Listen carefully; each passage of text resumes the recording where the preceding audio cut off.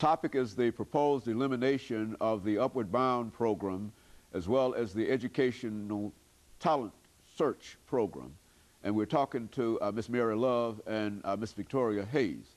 And of course, Ms. Hayes, we promised that we'd give you and Ms. Love an opportunity to talk about some of the threats, because when we talk about the possible elimination, we have to assume that there's some threat in reference to these programs, and let's see if we might be able to talk about that in such a way that our audience might be familiar with what we are trying to accomplish and why these programs, as far as the two of you are concerned, ought to be allowed to exist or continue. Well, the elimination of these programs would be detrimental to a lot of students. The Educational Talent Search program is funded to serve 600 participants, but we have gone way over several years in a row. We've served 700, 800. More than you had the money for in the real sense. And so it's not just going to affect, just a small amount of students. That's 600, 700 students that would not benefit from the program any longer. And a lot of these students come from areas in which they don't have any services like tutoring and resources that they can go to find financial aid for colleges. They really need a lot of assistance at these levels. And we serve the schools that are some of the lower performing schools, some of the ones that have been identified by Metro and by the state that need the assistance. So to eliminate a program that goes in, and we go into the schools, the students don't come to campus, we go to them. So we make the service way available, where we come in and we sit down and we tutor sometimes one-on-one, where, with a program that is doing that, a lot of teachers don't have the time to sit and do one-on-one with everyone in the class. Ms. Love has allowed tutors from Tennessee State that we are paying out of the budget to go in and serve these students. And this elimination of these programs would cut that out. And we would really appreciate the support of the community to speak to the need of these students. Well, Ms. Love, what could people do in terms of trying to make those individuals who are threatening this program aware of the much need that you have in reference to this program? What could our audience do to help you this morning? They could write to their senators, and as a matter of fact, we have already begun and are still in the process of having a letter writing thing for campaign, right? Letter writing campaign, and we have gotten really very good cooperation on the part of the students and of course the parents. In addition to that, we have also have at least 500 people who have signed on a petition. And we are in the process, we've already faxed some of these letters to Senator Lamar Alexander and to Senator Bill Frist.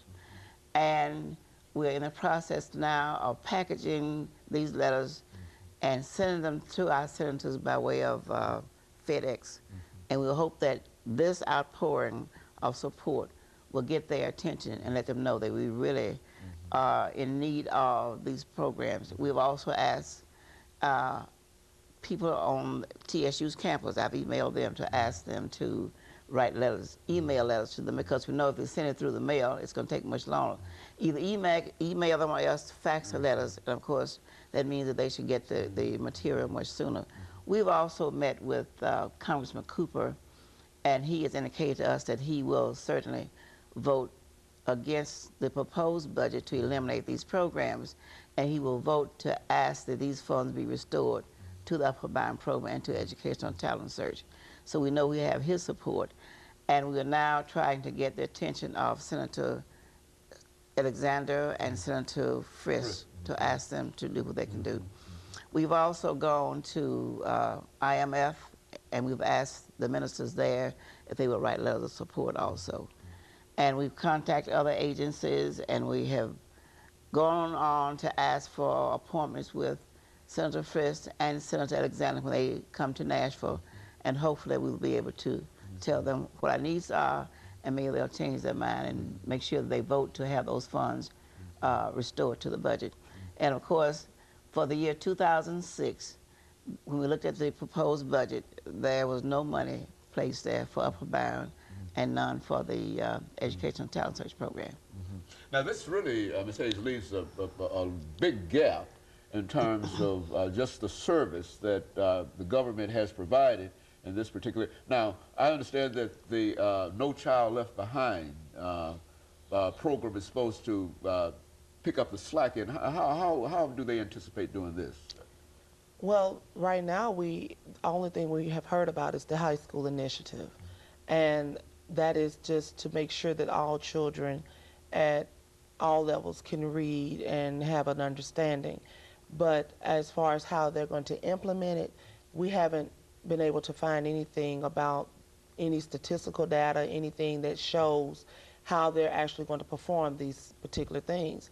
Whereas our records reflect our successes. Your commitment to what you're doing, Right. and your ability to be able to do what you're doing. Exactly. And so when you say that you're dealing with 600 or 700 young people here, and we multiply that all across the nation, that's going to leave a big gap in terms of access to a large number of people.